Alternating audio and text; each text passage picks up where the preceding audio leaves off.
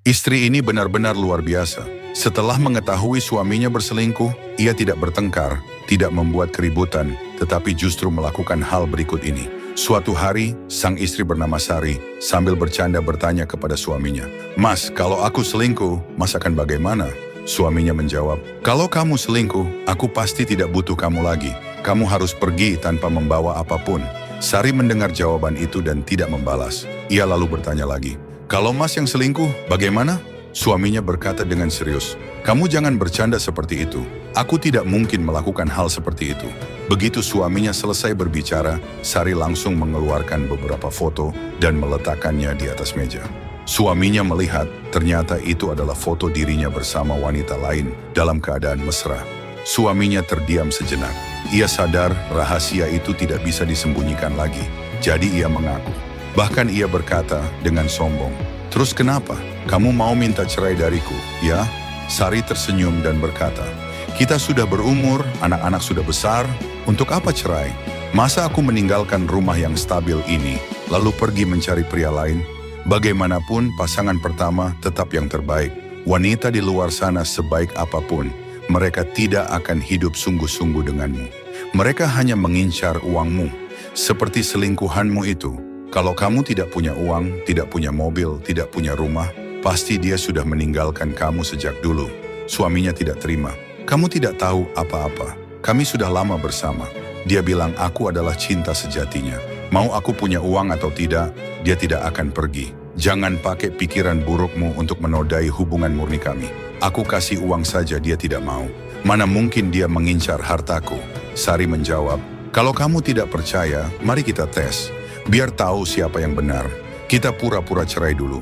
Kamu keluar rumah tanpa membawa apapun, lalu kamu harus menulis surat utang sebesar 2 miliar rupiah, harus dibayar dalam 2 tahun.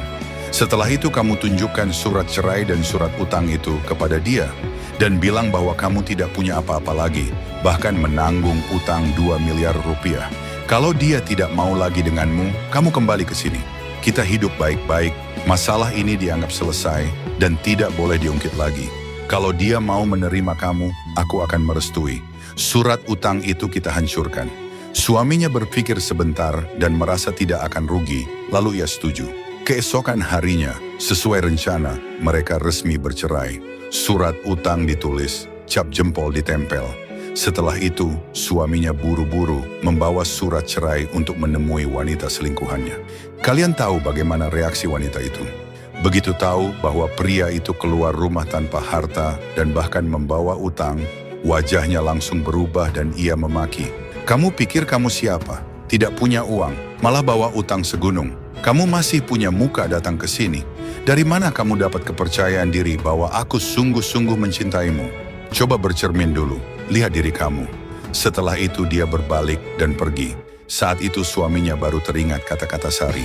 Ia seperti baru terbangun dari mimpi. Ia kembali ke rumah, berdiri di depan Sari, menampar dirinya sendiri 2 kali, dan memohon Sari mau memaafkannya. Namun Sari berkata, "Sekarang aku hidup bersama anak-anak dengan sangat baik. Kamu terlalu naif. Dari mana kamu dapat rasa percaya diri seperti itu? Kita sudah punya surat cerai, surat utang juga sudah kamu tulis. Sekarang kamu pergi saja. Aku tidak mau melihat kamu lagi." Akhirnya pria itu tidak punya uang, tidak punya rumah untuk pulang, dan tidak ada siapapun di sisinya. Di dunia ini, hal yang paling hebat bukan uang, bukan kekuasaan, melainkan cara berpikir. Karena itu, jangan hanya mengajarkan anak untuk patuh dan rajin. Kalau aku bisa mengulang masa SD bersama anak, piano, tari, dan menggambar, aku tidak akan mendaftarkannya. Anak-anak dari keluarga biasa seperti kita cukup dibekali kemampuan berhubungan dengan orang lain. Masa depan mereka pasti tidak akan buruk. Jika Anda ingin anak memahami aturan kehidupan dan memiliki pola pikir strategis, biarkan anak membaca Hukum Murphy sebelum usia 15 tahun. Buku ini berbentuk komik menggambarkan situasi psikologis nyata yang sering dialami anak saat tumbuh. Cukup letakkan buku di meja, anak akan penasaran dan membacanya sendiri. Setelah membaca, anak akan belajar. Tidak panik saat disalahpahami. Tahu cara mengubah keadaan dengan cerdas. Tidak menangis saat ada konflik tetapi mencari solusi. Memahami nilai usaha dan belajar mandiri. Ini bukan hanya komik menarik, tetapi buku, keterampilan hidup, berpikir strategis, dan kepemimpinan untuk anak. Saat memasuki kehidupan nyata, anak Anda akan menonjol di antara banyak orang. Jangan menunggu anak jatuh, baru mengajarinya cara bangkit. Biarkan hukum Murphy menemani anak mulai hari ini.